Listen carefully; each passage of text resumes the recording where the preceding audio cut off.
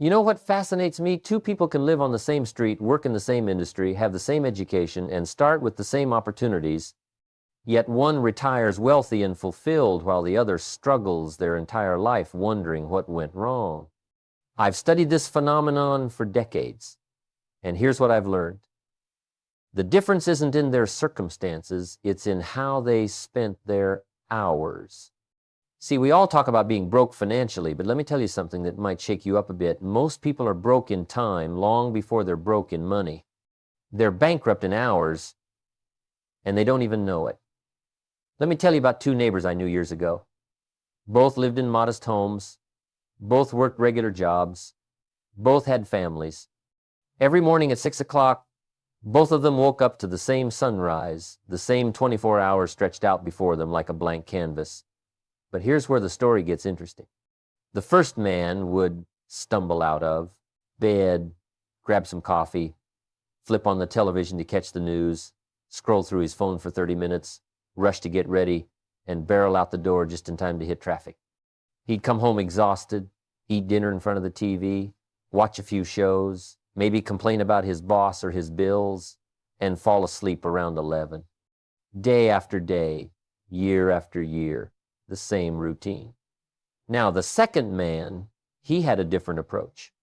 He'd wake up at the same 6 o'clock, but he'd spend the first hour reading, learning something new, working on a side project. He'd plan his day, set his priorities, and move through his work with intention. His evenings were spent building something, sometimes a business, sometimes a skill, sometimes just deeper relationships with his family. Fast forward 20 years. The first man was still complaining about the same problems, still waiting for his luck to change, still wondering why life was so hard. The second man had built a successful business, raised kids who respected him, and had options most people only dream about. Same neighborhood, same starting point, same 24 hours every single day.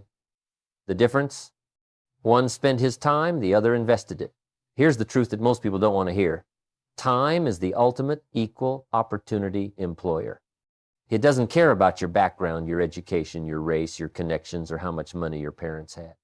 Rich or poor, young or old, educated or not, everyone gets exactly 86,400 seconds deposited into their account every single day. Not 1 second more, not 1 second less. You can't save it up, you can't borrow against tomorrow's allotment, and you sure can't get a refund on yesterday's waste. When that day is over, those seconds are gone forever. Now, that's what I call economic equality. But here's where it gets interesting. While we all get the same time deposit, we don't all get the same return on investment. Some people turn their 24 hours into wisdom, wealth, and wonderful relationships. Others turn the same 24 hours into regret, debt, and broken dreams. The time was the same, the return was radically different. Why? Because one group learned to invest their hours like a genius, while the other group spent their hours like a fool. Let me share something with you. The most expensive words in the English language might just be these four. I don't have time. Every time someone says that to me, I want to stop them right there and say, no, you have all the time there is. What you don't have is a plan for your time. What you don't have is discipline in your time. What you don't have is respect for your time. See, when someone tells me they don't have time to read, they're really saying reading isn't a priority. When they say they don't have time to exercise, they're saying health isn't a priority. When they say they don't have time to work on their dreams, well, they're saying their dreams aren't a priority. And that's fine. You get to choose your priorities. But don't lie to yourself about it. You have time. You're just spending it on other things. I'll never forget when I first started working for Mr. Schoaf, my mentor who changed my life. I was about 25 years old, broke, behind on my promises, and making excuses for everything. One morning I showed up late to a meeting, and I gave him the usual story. Traffic was bad, alarm didn't go off. You know how it is.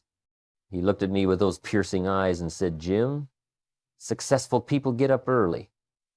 They don't wait for the alarm. They beat it. They don't fight traffic. They avoid it. They don't make excuses. They make progress." Then he said something I'll never forget. "If you want to know where you'll be in 5 years, show me how you spend your mornings." That hit me like a ton of bricks. He wasn't talking about luck or circumstances or opportunities. He was talking about the small decisions I was making with my hours every single day. So I started paying attention. And you know what I noticed?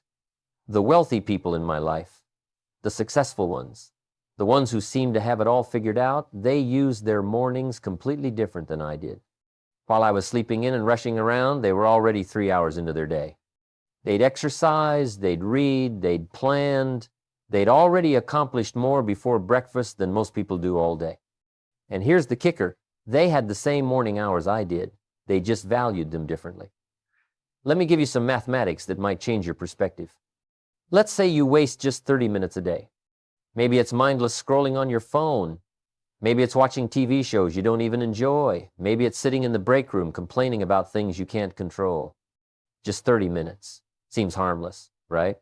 But let's do the math. 30 minutes a day times 365 days equals 182.5 hours a year.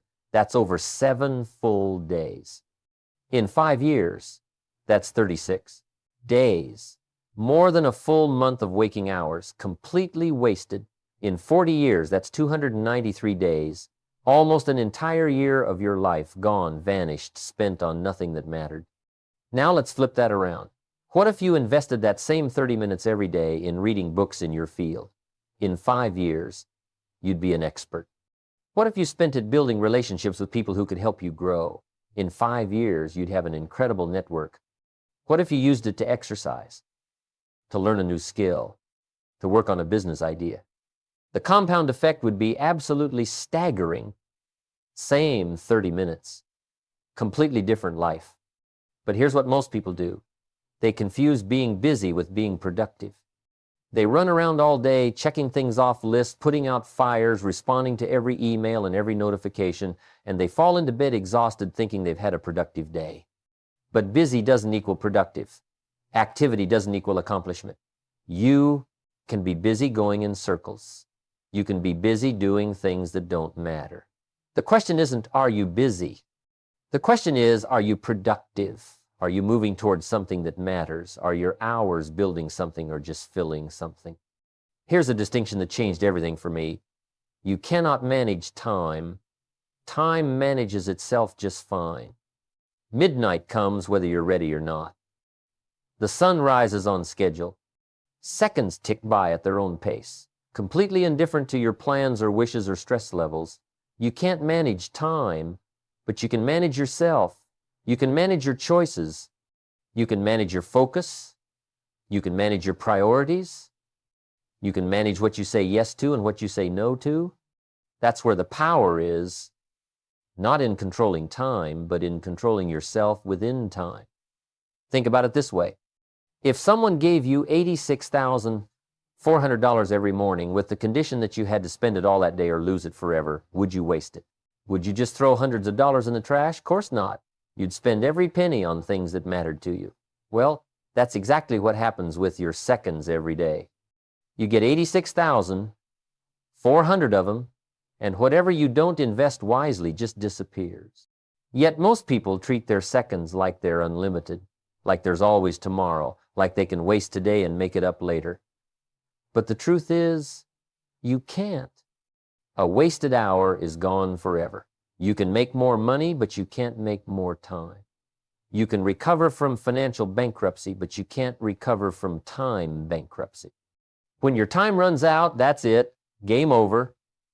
No extensions, no do-overs, no second chances. That's why how you spend your hours isn't just important, it's everything.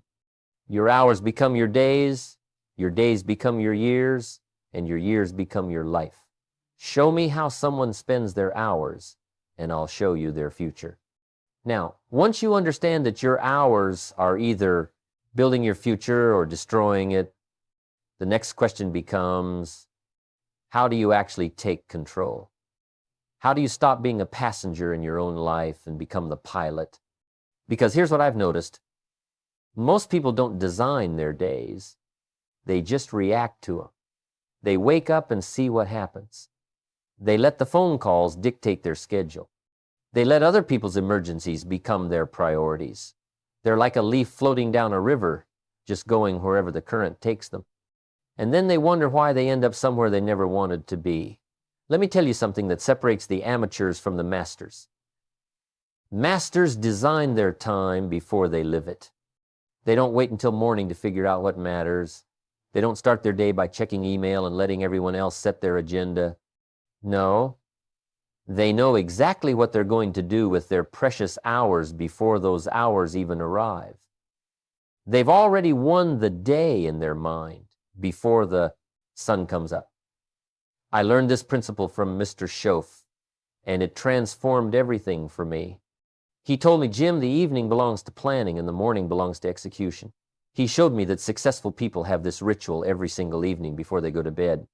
They sit down for 15 or 20 minutes and they design the next day.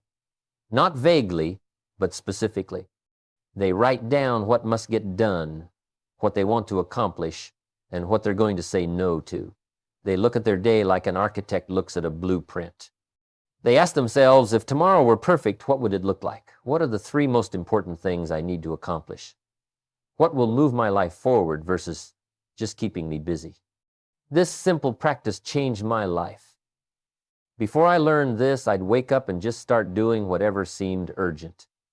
I was always putting out fires, always reacting, always feeling behind. But once I started planning my days the night before, something shifted. I woke up with clarity. I knew exactly what mattered. I wasn't making decisions in the morning when I was groggy and vulnerable to distractions. I'd already made the decisions the night before when my mind was clear. The morning was just about executing the plan. But here's where most people mess this up. They make these long, overwhelming to-do lists with 30 items on them, and then they feel like failures when they only get 5 things done. That's not planning. That's just setting yourself up for disappointment. The real skill is learning to separate what's truly important from what's just noise. I learned to divide everything into 3 categories: income-producing activities, life-producing activities, and time-wasting activities. Income-producing means it's directly making you money or building your career.